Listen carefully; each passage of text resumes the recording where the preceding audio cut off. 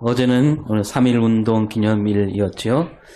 우리가 왜 이 3.1운동을 기려야 하는가, 굳이 말하지 않아도 다 아시리라 믿습니다. 또 하나만 짚고 넘어가자면, 우리나라는 3.1운동으로 거듭났다라고 할 수 있겠습니다.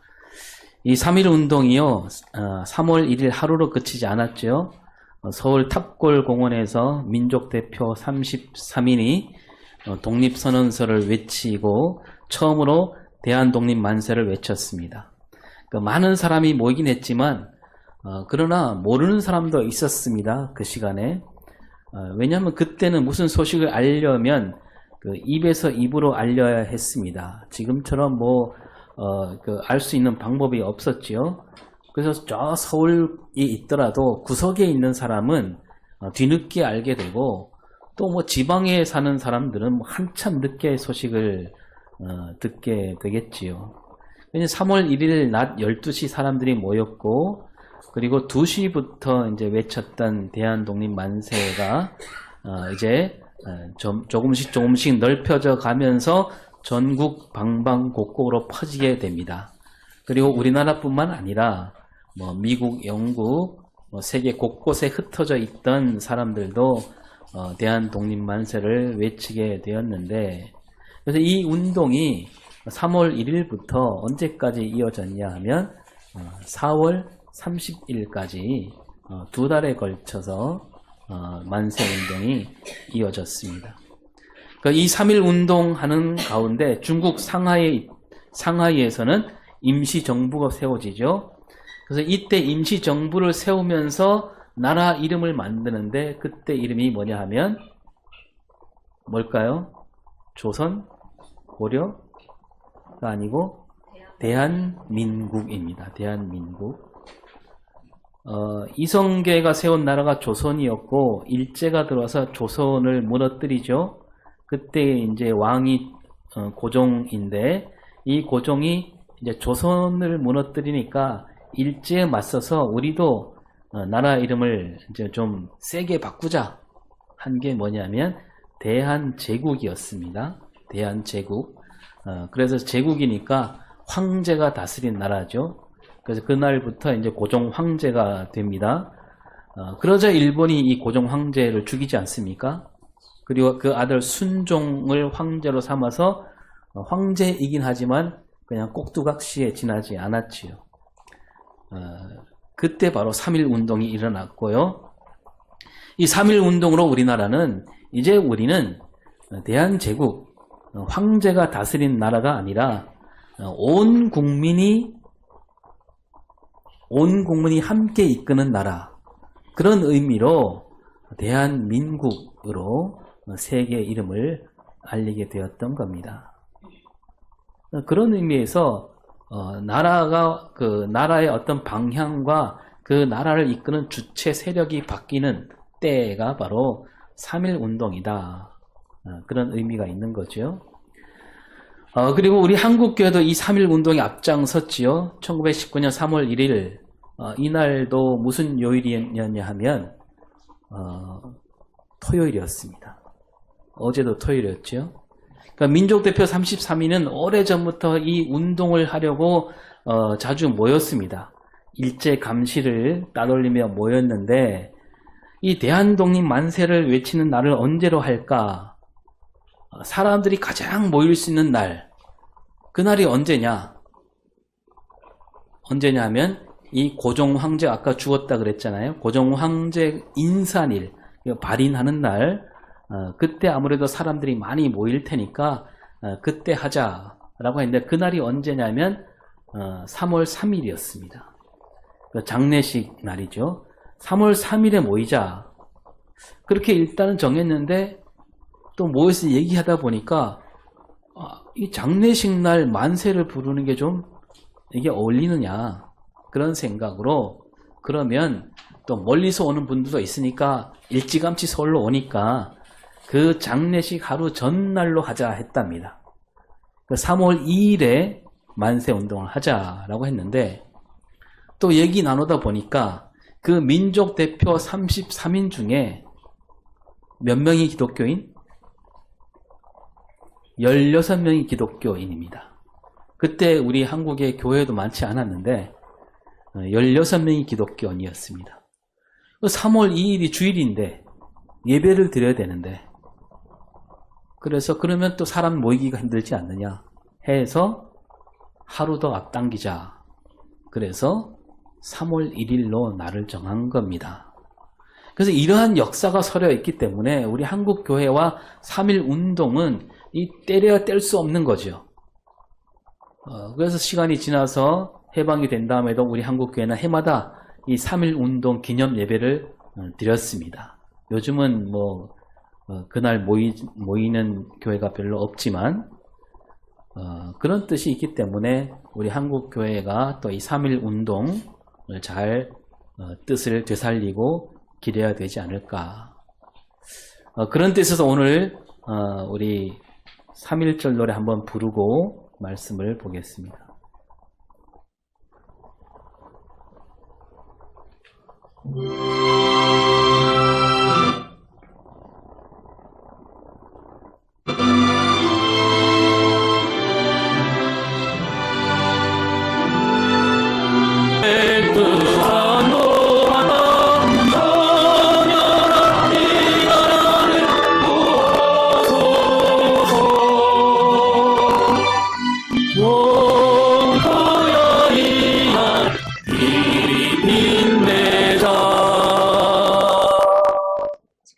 예, 박수 한번 하죠. 그 마지막에 동포야 이날을 길이 빛내자. 이 3.1 운동은 이 말대로 이 온 세계와 그 역사를 밝히는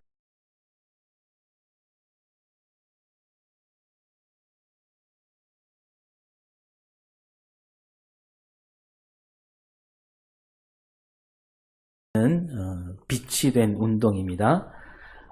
근데 이제 이 일제가 독립운동가들을 붙잡아서 그 형무소에 가두지요. 지금도 있는데 그 서대문 형무소라고 들어보셨을 겁니다. 아직도 그대로 남아 있습니다. 그 사람을 잡아 가두는 곳이니까 뭐 대충 지었지 않겠습니까? 그러니까 어때요? 막 겨울에는 엄청 춥고 여름에는 얼마나 더운지 그래서 거기서 이제 고문으로 죽는 사람도 많았지만 추워서 죽은 사람 또 질병을 얻어 죽은 사람도 많았다라고 합니다. 이제 그때 그 형무소가 뭐 촬영을 누가 한 것도 아니고 어땠는지 알 수 있는 기록이 남아 있다 그러는데 그 심훈이라는 독립운동가, 이 사람은 시인이기도 하고 소설가이기도 했습니다. 이분이 그 형무소에서 어머니에게 보낸 편지가 아직 남아 있다고 하네요. 그래서 그 편지를 보면 이 형무소가 얼마나 힘든 곳인가 그런 내용이 있는데 잠깐 읽어보면, 어머님 날이 몹시도 더워서 풀 한 폭이 없는 감옥마당에 떼약볕이 내리쪼이고 주황빛 벽돌 담은 화로석처럼 달고 방 속에는 똥통이 끓습니다. 그 방에 이제 화장실이 있잖아요. 그게 더우니까 그게 막 끓어오른다는 얘기죠. 밤이면 가뜩이나 다리도 뻗어보지 못하는 때 빈대 벼룩이 다투어가며 진물을 살살 뜯습니다. 그래서 한 달 동안이나 쪼그리고 앉은 채 날밤을 새웠습니다. 그렇건만 대단히 이상한 일이 있지 않겠습니까? 생지옥 속에 있으면서 괴로워하는 사람이 하나도 없습니다. 누구의 눈초리에나 뉘우침이나 슬픈 빛이 보이지 않고 도리어 그 눈들은 별과 같이 빛나고 있습니다. 이 생지옥 같은 형무소, 그 안에 갇혀 있는데요. 정말 죽는 게 더 나은 그런 곳인데 하나같이 그 눈빛이 어떻다고요? 별처럼 빛나고 있다는 겁니다. 그 별처럼 빛나는 운동이 바로 3.1 운동이라는 거죠. 여러분, 오늘 우리가 그 빛을 이어받은 사람들입니다. 그 빛을 우리가 대대로 빛나게 하는 삶을 살아야 되지 않는가. 저는 이걸 보면서 그 빛이 어디에서 왔을까? 그 빛이 어디에서 왔을까? 적어도 우리 그리스도인들은 그렇게 믿지요. 그 빛은 바로 누가 주신 빛? 하나님이 주신 빛이다. 하나님이 일찌감치 만드신 그 빛. 그래서 성경에도 하나님 주신 빛을 빛낸 사람들이 많이 나오지 않습니까? 오늘 29절 말씀 읽어보겠습니다. 모세가 그 증거의 두 판을 모세의 손에 들고 시내산에서 내려오니 그 산에서 내려올 때에 모세는 자기가 여호와와 말하였으므로 말미암아 얼굴 피부에 광채가 나나 깨닫지 못하였더라. 네, 모세 얼굴에 뭐가 났어요? 광채가 났다. 그 광채, 이거 얼굴이 환하게 빛이 났다는 얘기입니다. 모세가 무슨 일을 했기에, 모세가 어디서 어떻게 했기에 그 얼굴 빛이 환하게 빛나게 되었을까요? 예. 예. 자, 먼저 지금 모세가 어디에 있습니까?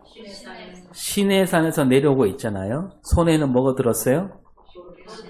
증거판 2개를 들었습니다. 그리고 이제 이어서 나오는 말씀이 아까 읽었지만 세 번역으로 한번 보겠습니다. 시작. 이게 말씀을 나누었으므로 얼굴에서 그렇게 빛이 났으나 모세 자신은 전혀 알지 못하였다. 네, 여기서 두 가지를 말씀하잖아요. 하나는 모세 얼굴에 빛이 난 까닭은 뭐라고요? 하나님과 함께 말씀을 나누었기 때문이다 라고 하면서 또 한쪽에서는 모세는 자기 얼굴에 빛이 나는지 알았다 몰랐다? 몰랐다, 이런 말씀을 하고 있습니다. 자, 모세가 하나님과 말씀을 나눈다, 그래서 빛이 났는데 모세가 하나님 말씀을 나누는 거 여기가 처음은 아니었습니다. 저 호렙산에서 불붙은 떨기나무 숲에서도 하나님과 말씀을 나누었지요.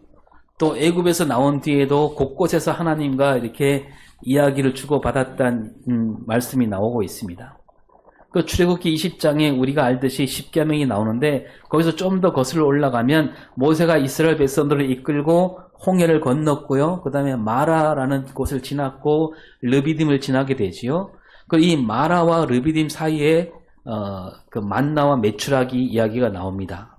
르비딤에 와서는 아말렉과 싸웠고, 이런 일들을 통해서 때마다 모세는 하나님과 이야기를 나눴다, 말씀을 나눴다는 말씀이 있습니다. 근데 그때는 모세 얼굴에 빛이 났단 말이 나오지 않아요. 그리고 이제 시내 광야에 이르게 됐을 때 하나님께서 모세를 시내산으로 부르십니다.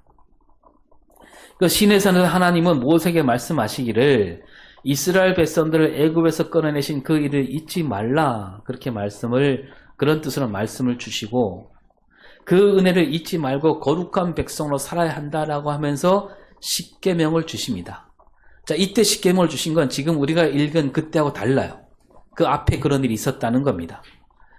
그리고 십계명뿐만 아니라 성소를 어떻게 지어야 하고 증거궤는 어떻게 어디에 둬야 되는지, 진설병, 등잔대, 성막, 제단 성막들, 등불, 제사장이 입는 옷, 판결, 흉패, 제사장 직분을 어떻게 세우고, 그런 말씀들이 쭉 나오지요. 그거 다 하나님이 말씀하신 거예요, 모세에게.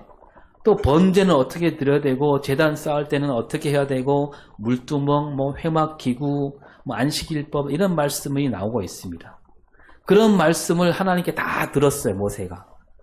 그리고 그 말씀을 다 들을 때까지 걸린 시간이 40일이에요, 40일. 모세가 이제 하나님이 주신 증거판 2를 들고 시내산을 내려오는데, 그 증거판을 가지고 내려오다가 모세가 깜짝 놀라지요. 무슨 일이 있었을까요, 그때?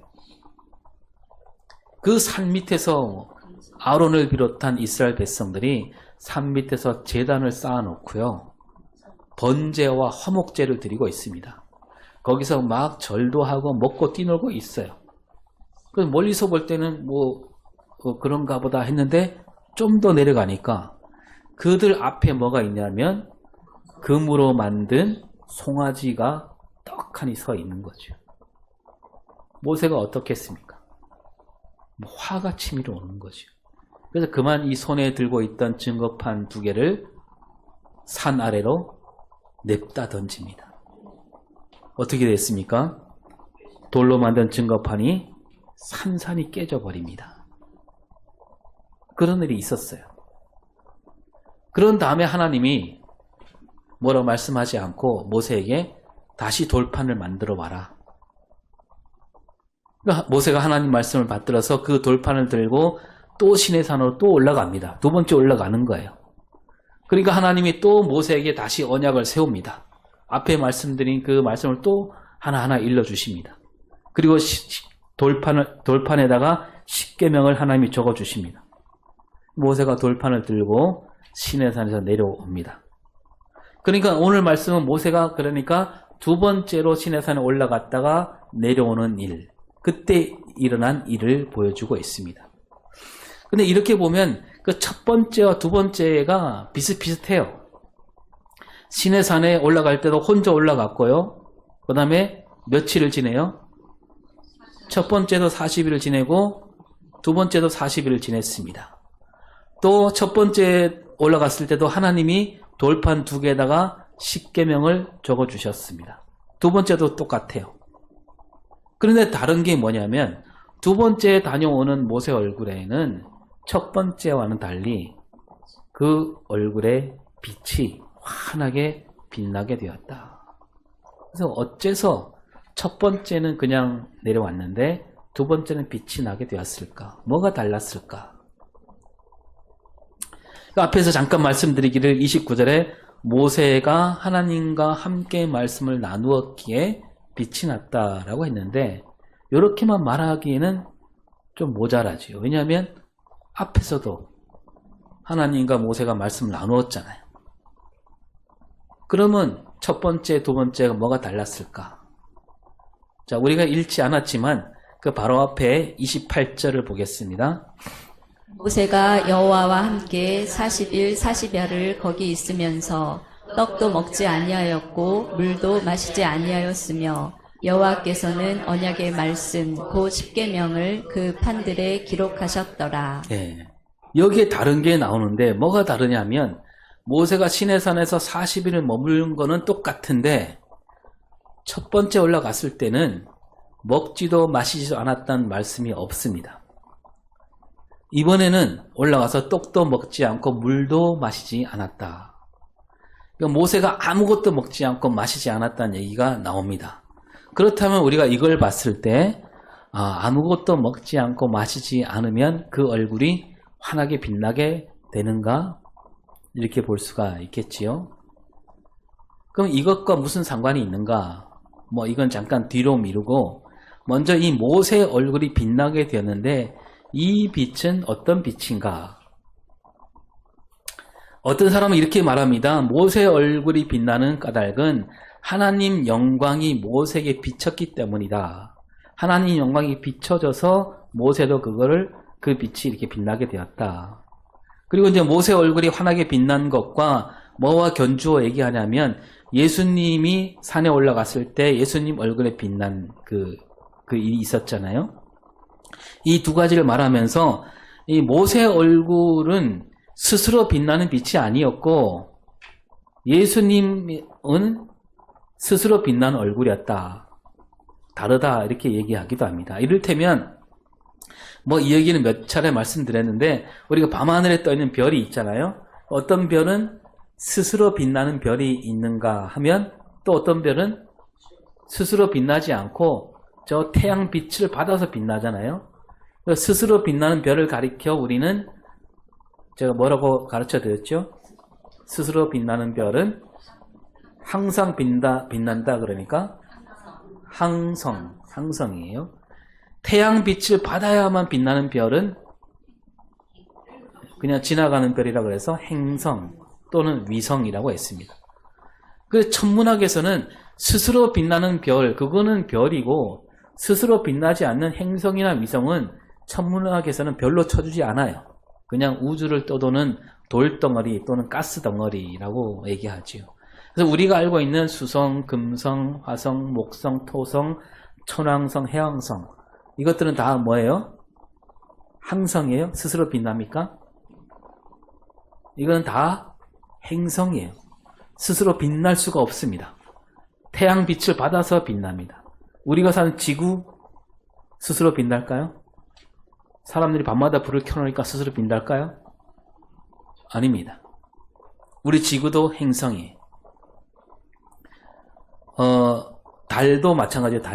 달도 스스로 빛나지 않아요. 우리가 아침마다 보는 샛별, 그 금성이잖아요. 이 금성도 마찬가지로 우리 지구와 가까이 있으니까 빛이 나는 것처럼 보이지만 태양빛을 받아서 비로소 반짝거리는 겁니다. 달도 마찬가지로 태양빛을 받은 거예요. 우리가 어쩌다가 몇 년에 한 번씩 뭐 개기월식이나 부분월식 보잖아요. 그 월식이 뭐냐면 달이 이제 햇빛을 받아서 빛이 나는데 그 달과 태양 사이에 지구가 딱 들어왔을 때 태양빛을 가리니까 달이 빛을 잃는 겁니다. 그걸 가리켜 월식이라 하죠. 그럼 만약에 달이 스스로 빛나고 있다면 지구가 가운데 있어도 달이 빛이 나야 되겠죠. 근데 그렇지 못하는 거예요.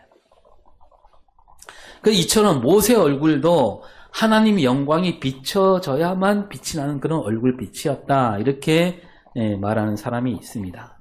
하나님 영광과 모세 얼굴 사이에 뭔가 가려 있으면 그 모세 얼굴도 빛이 사라진다. 이렇게 말하는데 오늘 말씀을 읽어보면 정말 그런가? 33절을 볼까요?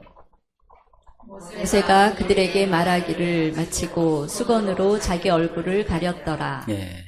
모세가 수건으로 얼굴을 가렸습니다. 그 백성들이 두려워하기도 했고요. 또 하나님 말씀을 전할 때는 가리지 않고 말했지만 하나님 말씀을 전하기를 그쳤을 때는 얼굴을 가렸습니다. 수건으로. 그러니까 모세 얼굴 빛이 비춰지지 않도록 가렸는데 모세 얼굴 빛이 스스로 빛나지 않는다면 굳이 수건으로 얼굴을 가리지 않아도 되지요. 모세 얼굴 빛이 스스로 빛나는 빛이 아니라면 하나님과 모세 사이에 뭔가 이 장애만 있어도 모세 얼굴의 빛이 사라지게 되어 있습니다. 그런데 그렇지 않고요. 모세 얼굴을 수건으로 가려야만 그 얼굴 빛을 가릴 수 있다는 거예요. 이렇게 봤을 때 모세 얼굴에 빛나는 빛은 뭐냐 하면 하나님께 비춰서만 빛나는 빛이 아니라 모세 안에서 나오는 빛이었다는 겁니다. 그럼 변화산 위에서 예수님 얼굴에 빛이 났듯이 모세 얼굴에도 그렇게 빛이 난 거예요. 자, 그러면 모세는 어떻게 그 얼굴빛이 스스로 빛나게 되었을까? 하나님께서 그 영광스러운 빛을 좀 떼갖고 모세에게 주었을까요? 그것도 아닙니다. 말하자면 모세에게는요, 처음부터 그 안에 스스로 빛나는 빛이 있었습니다. 왜냐? 이 모세를 지으신 분이 누굽니까? 하나님이죠. 여러분, 이 하나님을 가리킨 말이 여러 개 있는데 요한일서 1장 5절을 볼까요? 우리가 그에게서 듣고 너희에게 전하는 소식은 이것이니 곧 하나님은 빛이시라. 그에게는 어둠이 조금도 없으시다는 것이니라. 자, 하나님을 가리켜 뭐라고 합니까? 하나님은 곧 빛이다. 하나님은 빛이다 그랬습니다.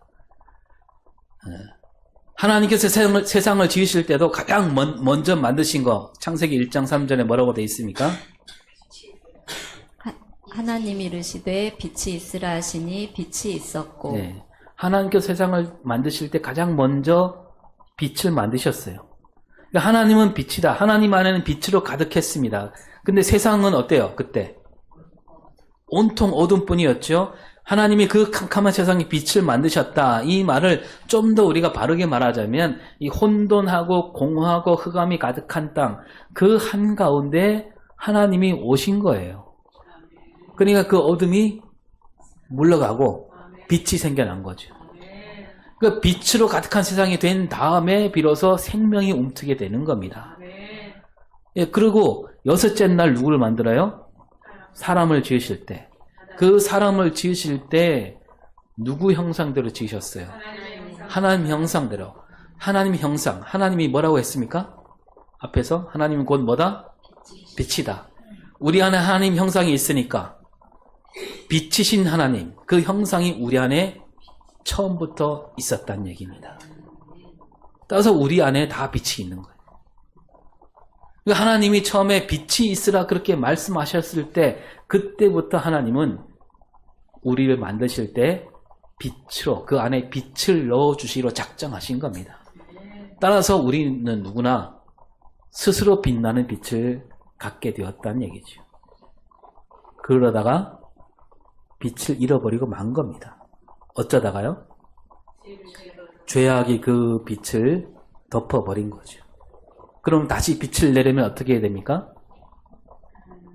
그 죄악을 걷어내면 되는 거죠. 그 죄악을 걷어내고자 누가 오셔요? 예수님이 오신 겁니다.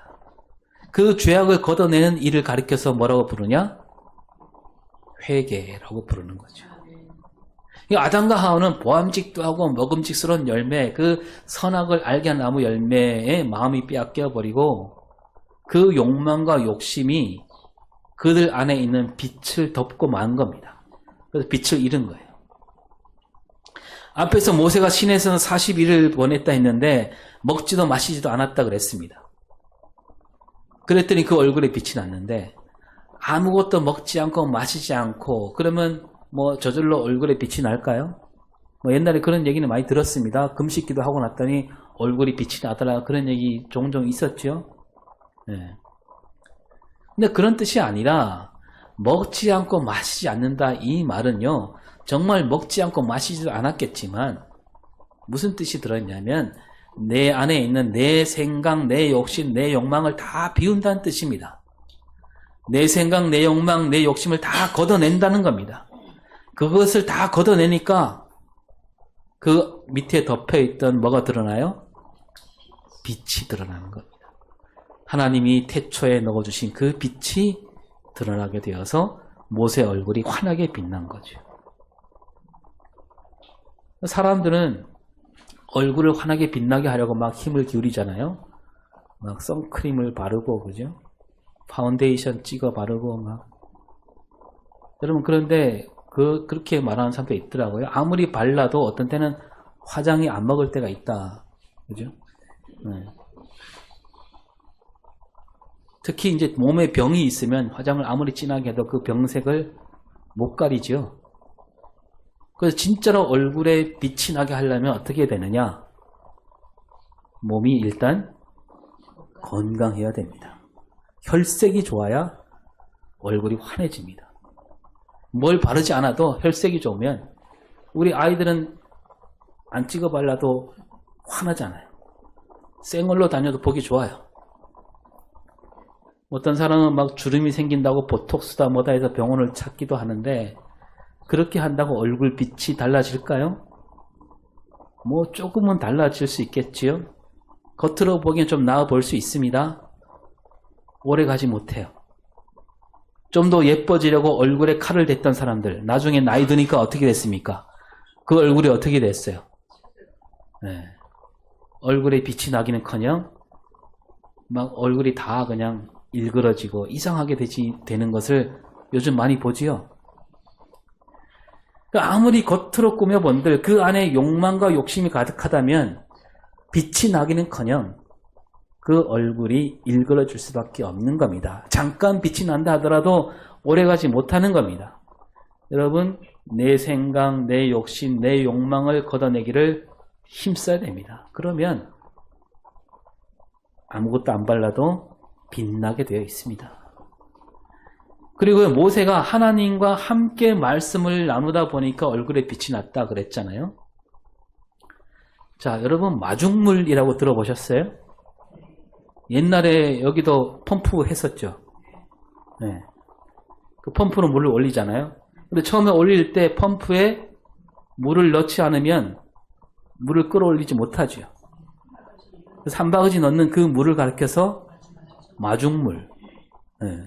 땅속에 있는 물을 맞이하러 간다 그래서 마중물. 참 예쁜 말인데 마찬가지로 우리 안에 깊이 드러있는 이 감춰져 있는 죄악으로 감춰져 있던 빛을 드러내게 하려면 마중빛이 있어야 되는 겁니다. 모세가 하나님과 함께 말씀을 나눴는데 하나님이 주신 말씀이 바로 마중빛이라는 겁니다. 하나님께서 모세 안에 말씀으로 빛을 조금 넣어주시니까 그 빛이 마중빛이 되어서 모세 안에 있던 그 빛이 얼굴로 나타나게 된 겁니다. 그러니까 여러분, 우리 얼굴에 빛이 나게 하려면 뭘 해야 됩니까? 하나님 말씀을 읽고 또 읽고 듣고 또 들어야 되는 겁니다.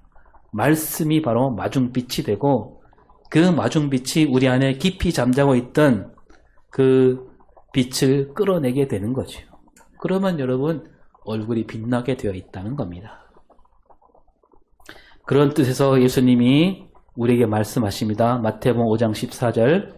너희는 세상의 빛이라. 산 위에 있는 동네가 숨겨지지 못할 것이요. 네. 말씀 중에 가장 으뜸인 말씀. 예수님이 이 땅에 오셨을 때 그 예수님으로 말미암아 우리는 세상 빛이 된 겁니다. 빛이 되라 하지 않고 너희는 이제 세상 빛이다. 그리고 요한복음 8장 12절은 뭐라고 되어 있습니까? 나는 세상의 빛이니 나를 따르는 자는 어둠에 다니지 아니하고 생명의 빛을 얻으리라. 예, 예수님이 빛으로 오셨고 그 예수를 믿는 이들은 그 마중 빛이신 예수님을 만나서 빛을 내게 되었다는 겁니다. 예수님은 이 땅에 빛으로 오셨고 그리고 그 빛으로 생명을 나눠주셨고 그래서 우리 예수 믿는 우리도 이제 세상을 비추면서 생명을 나눠주는 빛으로 살아야 한다라고 말씀하시고 있습니다. 하나님은 빛이고 그 하나님 보내신 예수님도 빛이고 예수를 믿는 우리도 빛입니다. 여러분, 아버지가 빛이니까 그 빛의 아들도 빛이죠. 예수 믿는 사람들은 그렇게 해서 다 스스로 빛날 수 있는 사람들이다. 바울이 그런 말을 합니다. 에베소서 5장 8절에 전에는 어둠이더니 이제는 주 안에서 빛이라. 빛의 자녀들처럼 행하라. 예수를 믿기 전에는 그 빛이 드러나지 않는 어둠밖에 없었는데 예수를 믿게 되니까 우리는 빛이 되었다. 빛의 자녀답게 살아라.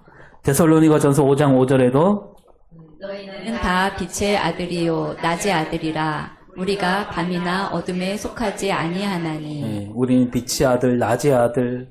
한마디로 너희는 빛이다. 베드로전서 2장 9절 볼까요? 를 어두운 데서 불러내어 그의 기이한 빛에 들어가게 하시니에 아름다운 덕을 선포하게 하려 하심이라. 예수를 믿게 되는 사람들은 그 빛에 들어가게 된다라고 말씀합니다. 그리고 빛으로 오신 예수님은 혼자 저 멀리 높은 곳에서 반짝거리면서 나에게 와라 그렇게 말씀하지 않으시고 우리 가운데 오셔서 예수 믿는 우리가 빛으로 살게 하신다는 겁니다. 이제 우리가 그 뜻을 받들어서 우리가 빛으로 살아야 됩니다. 그리고 예수님만 바라보아라, 오직 주만 바라보아라 이 말을 잘못 받아들이면 안 됩니다.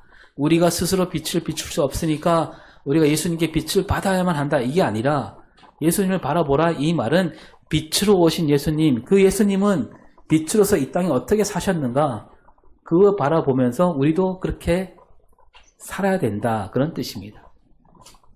따라서 우리는 빛으로서 어둡고 힘겨운 곳에 가서 빛을 비춰야 됩니다. 이 땅에는 아직도 돌보아야 할 이들이 정말 많지요.